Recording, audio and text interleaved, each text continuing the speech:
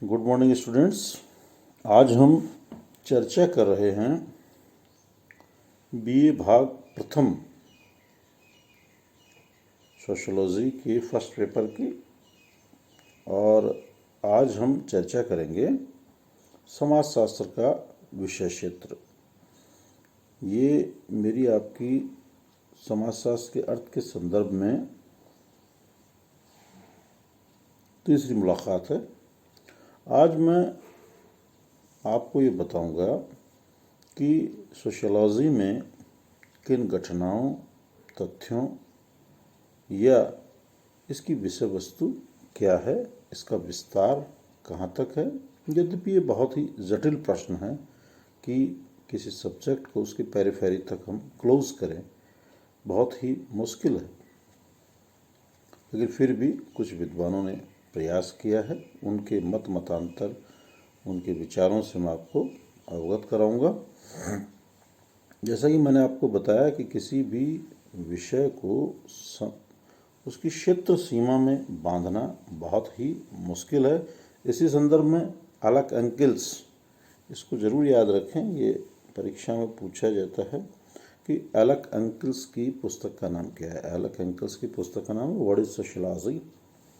अलक एंकिल्स कहते हैं कि समाजशास्त्र परिवर्तनशील समाज का अध्ययन है, इसलिए समाजशास्त्र के अध्ययन की न तो कोई सीमा निर्धारित की जा सकती और न ही इसके अध्ययन क्षेत्र को बिल्कुल स्पष्ट रूप से परिभाषित किया जा सकता है। क्षेत्र का तात्पर्य यह है कि वह विज्ञान कहाँ तक फैला हुआ है।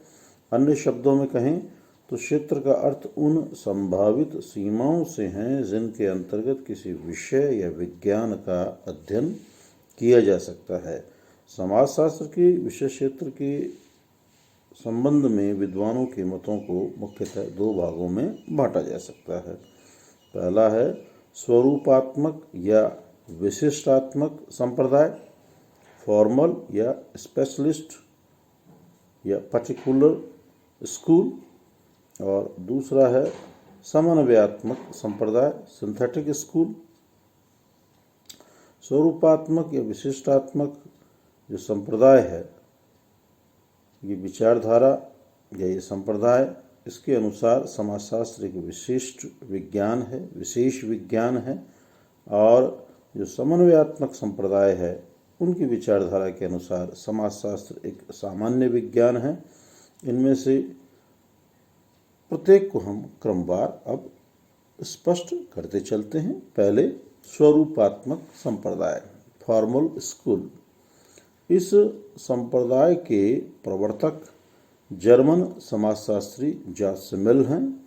इस संप्रदाय से संबंधित अन्य विद्वानों में वीरकांत, वॉन-विच, मैक्स वेबर, टॉनिच आदि प्रमुख है। इस विचारधारा से संबंधित समाजशास्त्रियों की मान्यता है कि अन्य विज्ञान जैसे राजनीति शास्त्र, भूगोल, अर्थशास्त्र, इतिहास, भौतिक शास्त्र, रसायन शास्त्र आदि के समान समाजशास्त्र भी एक स्वतंत्र एवं विशेष विज्ञान है, जिसे प्रत्येक विज्ञान की अपनी कोई प्रमुख समस्या या अध्ययन सामग्री होती है, जिसका अध्ययन उसी शास्त्र के अंतर्गत किया जाता है। उसी प्रकार समाजशास्त्र के अंतर्गत अध्ययन की जाने वाली भी कोई मुख्य सामग्री या समस्या होनी चाहिए। ऐसा होने पर ही समाजशास्त्र एक विशिष्ट एवं स्वतंत्र विज्ञान बन सकेगा और इसका क्षेत्र निश्चित हो सकेगा।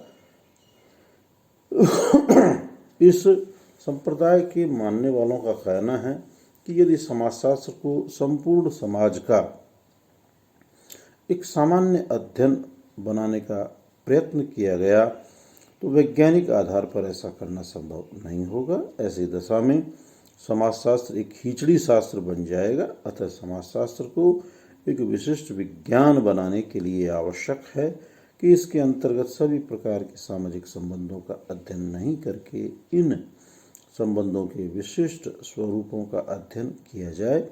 सामाजिक संबंधों के स्वरूपात्मक पक्ष पर जोर देने के कारण ही इस संप्रदाय को स्वरूपात्मक संप्रदाय कहा गया है। इस संप्रदाय या इससे संबंधित विचारधारा के प्रमुख विद्वानों के विचार इस प्रकार से हैं। पहले हैं जो इसके प्रवर्तक भी हैं, जॉर्ज सिमिल के अनुसार अगर हम बात करें तो जॉर्ज सिमिल समाजशास्त्र को एक विशेष विज्ञान बनाना चाहते थे। अपने आपने जॉर्ज सिमिल ने समाजशास्त्र को सामाजिक संबंधों के स्वरूपों का अध्ययन माना है। आपकी मान्यता है कि यदि अन्य विज्ञानों के समान समाजशास्त्र भी सामाजिक संबंधों की अंतर्वस्तु का अध्ययन करने लगा तो यह एक विशिष्ट विज्ञान नहीं बन सकेगा। अतः समाजशास्त्र को सामाजिक संबंधों के स्वरूपों का अध्ययन करना चाहिए। जॉर्ज सिमिल के अनुसार सभी भौतिक एवं अभौतिक वस्तुओं का अपना एक स्वरूप, फॉर्म और एक अंतर्वस्तु, कंटेंट होती है जो एक दूसरे से भिन्न होते हैं। स्वरूप और अंतर्वस्तु का एक दूसरे पर कोई प्रभाव नहीं पड़ता।